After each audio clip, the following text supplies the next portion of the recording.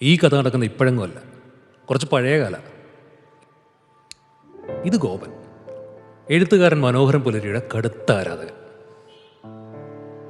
വായന അറിയാവുന്ന ഓരോ മലയാളിക്കും മനോഹരൻ പുലരി ഒരു ആവേശം തന്നെയായിരുന്നു. ഓരോ ചൊവ്വാഴ്ചയും വായനക്കാരെ കോരിത്തിരിപ്പിക്കാൻ എത്തുന്ന അക്ഷരങ്ങളുടെ മായാജാലക്കാരൻ.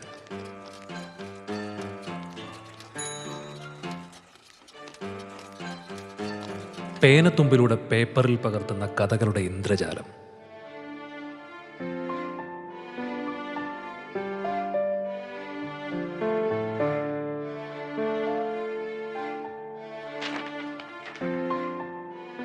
ഗോപനും സ്വപ്നം കണ്ടു മനോഹരൻ പുലരിയെ പോലെ ഒരു വലിയ എഴുത്തുകാരനാവണം.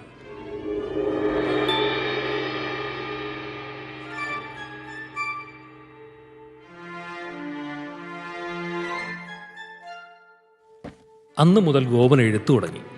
ഊണിലും ഉറക്കത്തിലും ഒരേ ചിന്ത, തൻ്റെ കഥകൾ വായിച്ച് കേരളക്കര കോരിത്തിരിക്കണം.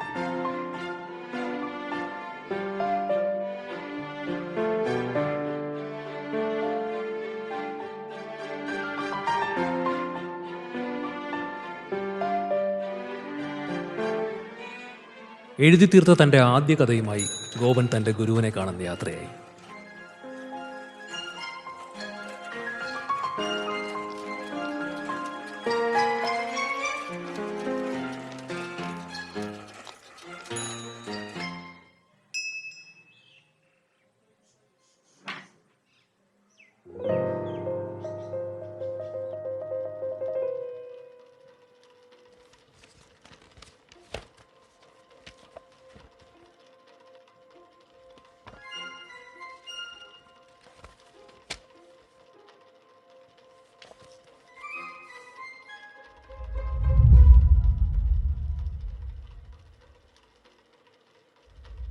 ഗോപ, വളരെ സത്യസന്ധമായി പറയുകയാണെങ്കിൽ കഥ അത്ര പോരാ.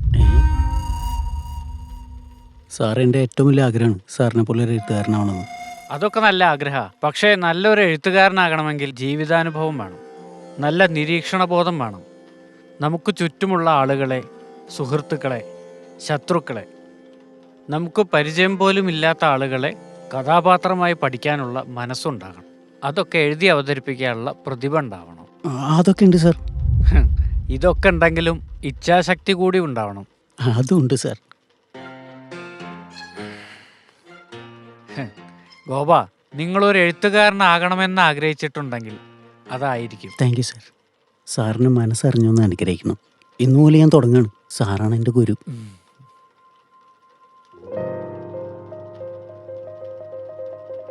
ശരി ഗോപ, നിക്ക്. എഴുത്തുകൾ വായനക്കാരന് അനുഭവവേദ്യമാകണം. വായിക്കുന്നവർക്ക് അതിലെ കഥാപാത്രമാവാൻ കഴിയണം. എഴുതിയ സൃഷ്ടികൾ ആദ്യം ഒരു സാധാരണ മനുഷ്യനെ കൊണ്ട് വായിപ്പിക്കണം. അവൻ ആ കഥാപാത്രമാകാൻ കഴിയുന്നുണ്ടെങ്കിൽ ഗോപ, താങ്കൾ വിജയിച്ചു. പിന്നെ ഗോപന് മുന്നോട്ട് പോകാം. ശരി സാർ.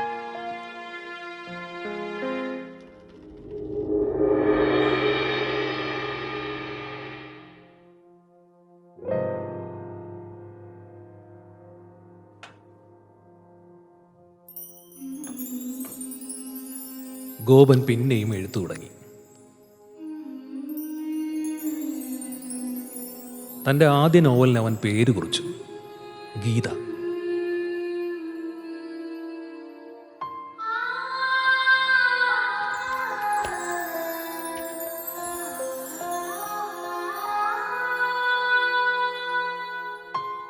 കഥാപാത്രങ്ങൾ ഒന്നിനു പുറകെ ഒന്നായി അവൻ്റെ മനസ്സിൽ ഒരു തടസ്സവുമില്ലാതെ തെളിഞ്ഞു വന്നു. അനർഘനിർഗളമായി ഒഴുകുന്ന വാക്കുകളുടെ കടൽ.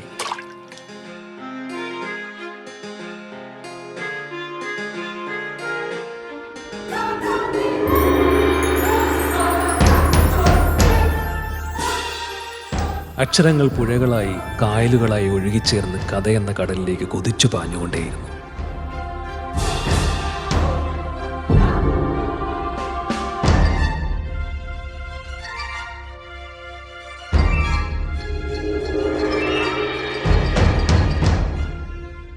അവസാന വരിയും എഴുതി തീർത്ത ഗോപൻ താഴെ ശുഭം എന്ന് കുറിച്ചു.